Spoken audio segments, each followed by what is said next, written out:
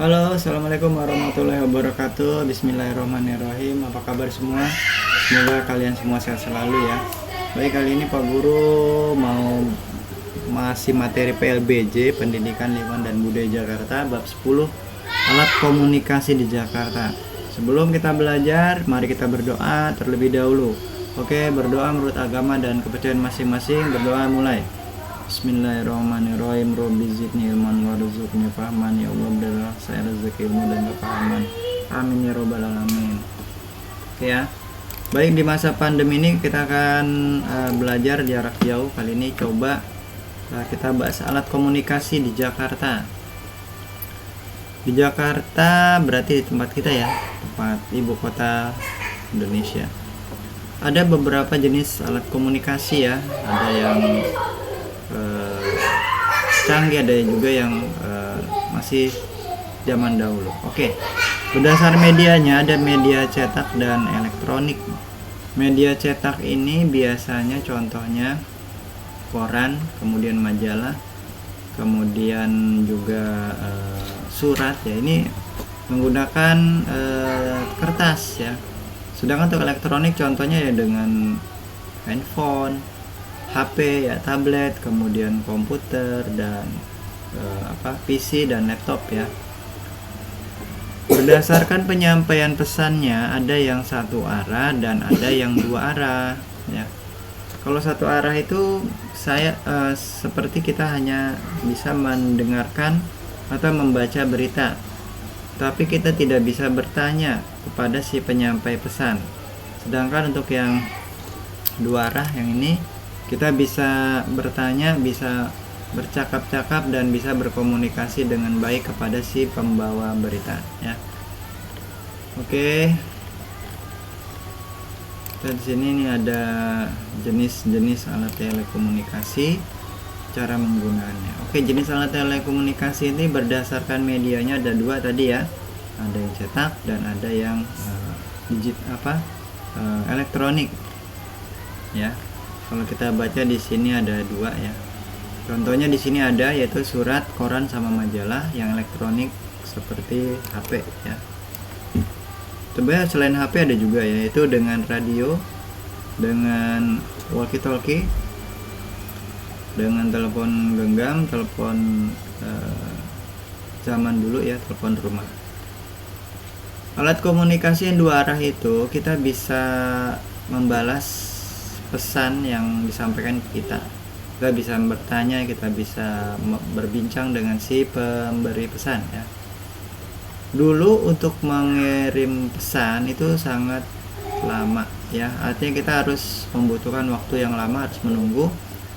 Biasanya dulu itu kita menggunakan surat ya, kita tulis suratnya di tangan, di kertas, pakai tangan, terus kita kirim lewat kantor pos dan bisa sampai 3 hari atau paling cepat sehari ya. Tapi yang namanya surat ini paling cepat tuh biasanya ya 1 hari, lumayan ya, paling cepat itu yang nggak ada hitungan yang cepat lagi, udah paling cepat itu. Kadang-kadang besoknya baru sampai, itu udah paling cepat banget. Bisa kalau lamanya bisa seminggu atau sebulan mungkin ya. Baik, kita lanjutkan di sini. Kita tadi sudah tahu cara mengirim surat ya, tapi simple ya, nulis di kertas, masukin ke amplop, amplopnya dikasih ke perangko. Perangko itu adalah biaya perjalanan surat tersebut ke yang kita bayarkan kepada si pembuat jasa atau kantor pos. Murah ya, murah memang. Cuman cukup lama dulu seperti itu, dan ini bisa kita coba pakai karena kantor pos ini ada di sekeliling kita, nggak jauh, semua udah ada dekat ya. Sekarang itu lebih banyak dipakai untuk mengirim barang, ekspedisi barang, ngirim paket, belanja online dan sebagainya. Jadi ngirimnya lewat kantor pos. Nah, sekarang kita akan lanjutkan ya, telepon rumah. Nah, ini sebelum ada telepon rumah kita pakai surat. Nah, setelah surat ada telepon rumah. Kita dengan telepon rumah ini kita bisa komunikasi lebih cepat lagi daripada pakai surat ya. Tapi ada lagi yang lebih dulu nih, telepon rumah putar. Ini lebih lagi. Nah ini lebih dulu lagi, lebih zaman ini pertamanya seperti ini ya. Jadi alat teleponnya pun juga disebut diputar ya. Ini diputar, klik-klik ya. Cuman masalahnya adalah ya kita bisa pelajari ini hanya di sejarah ya. Kita kalau pelajari ini secara langsung ya mungkin agak lumayan juga alatnya, lumayan sulit ketemu ya. Ini ada di barang-barang bekas seperti ini tuh, diputar ininya, terus gagangnya diangkat dulu, terus diputar angkanya, terus misalkan nomornya 1 diputar sampai sini 1, nomor 3-nya diputar sampai mentok sini. Tuh ini zaman dulu sekali, tapi ya ini juga udah bagus banget ini ya. Kita bisa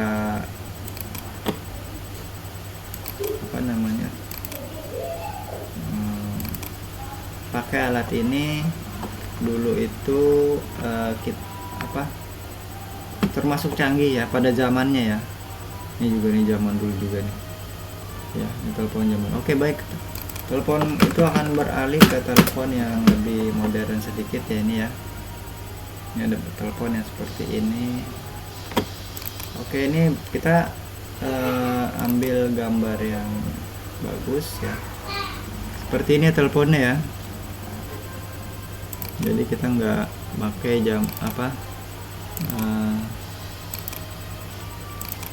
kita anggap teleponnya udah canggih, lebih canggih, dipijit, ditekan tombolnya ya.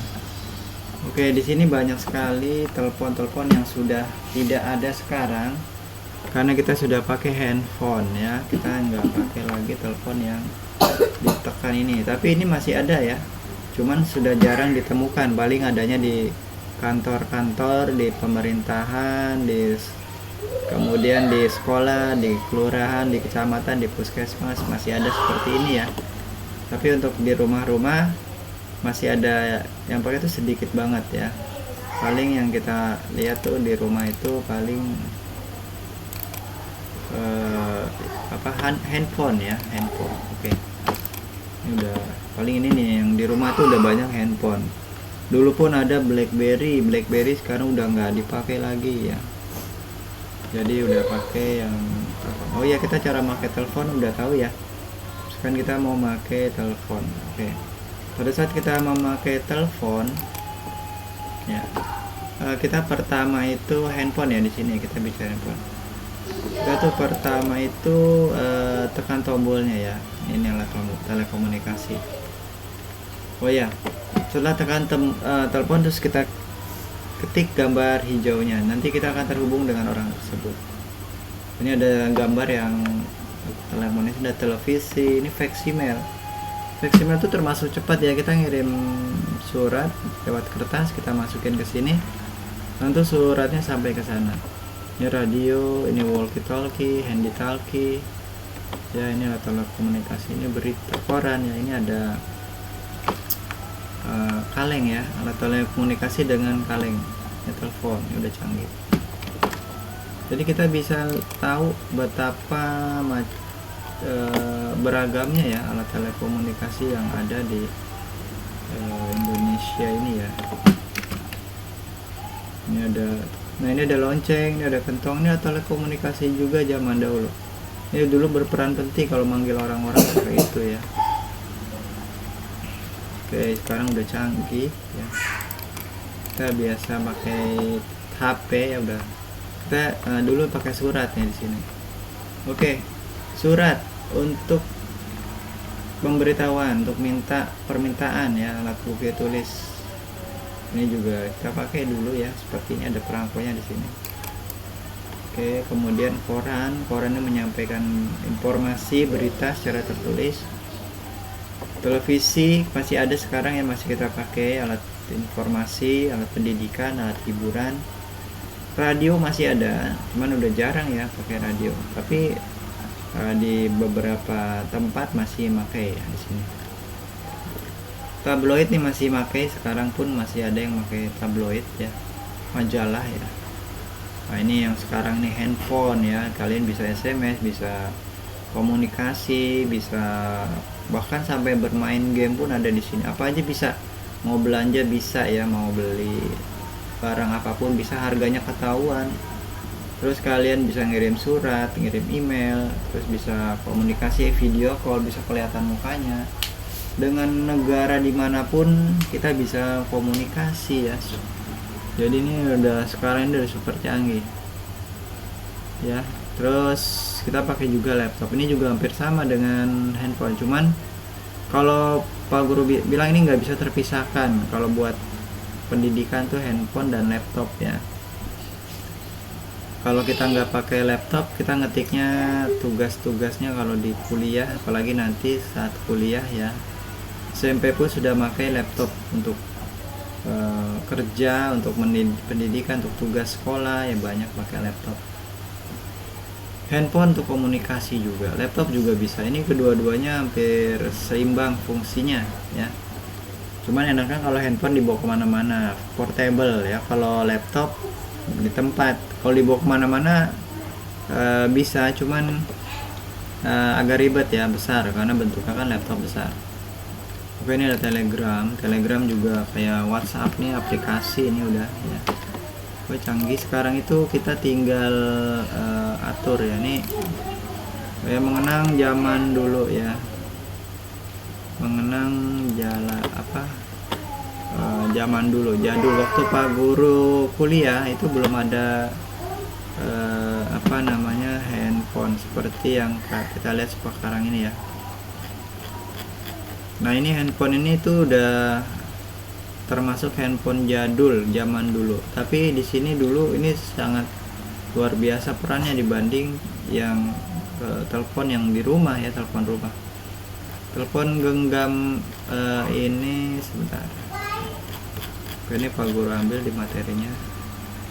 Oke, telepon yang ada di sini ya. Bentar ya, ini agak repot. Oke. Yang ini jadi ada fungsinya, itu bisa kirim pesan, bisa juga nelpon langsung ya. Ya dulu seperti layarnya nggak ada canggih-canggihnya, nggak bisa main, nggak bisa, sistem aplikasinya belum ada yang secanggih sekarang, itu dengan Android. Oke, kemudian nggak bisa ngirim gambar ya, nggak bisa akses internet. Oke, ini dulu kita lihat sini ada alat komunikasi tuh pakai daun ya. Kalau kita lihat sini dulu terus ada yang pakai namanya prasasti di batu, di keramik, nulis. Alat komunikasi juga ini ya. Ada juga alat komunikasi berupa bunyi pakai kentongan. Ini untuk ngasih tanda ada maling, ada bahaya, ada kebanjiran, ada kebakaran.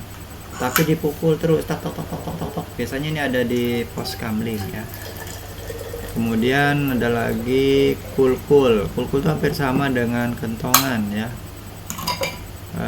Kalau kulkul ini untuk ngumpulin warga ya. Kemudian alat telekomunikasi ini beduk juga masuk alat telekomunikasi. Kalau dipukul itu udah waktunya sholat ya, itu juga. Kemudian ada lagi di beberapa daerah di pedalaman ada pakai trompet ya, pakai trompet yang dibuat dari tanduk kerbau ya. Sini suruh waspada, suruh ngumpul warganya, hati-hati ada bahaya gitu ya. Oke, ini juga ada juga alat komunikasi berupa morse, semafor ya, berupa gerakan sandi, morse, semafor. Itu zaman dulu ya. Oke, ini alat telekomunikasi yang zaman pakai sandi, telegraf ya. Alat telekomunikasi yang ada itu sebetulnya cukup lengkap ya, cukup lengkap.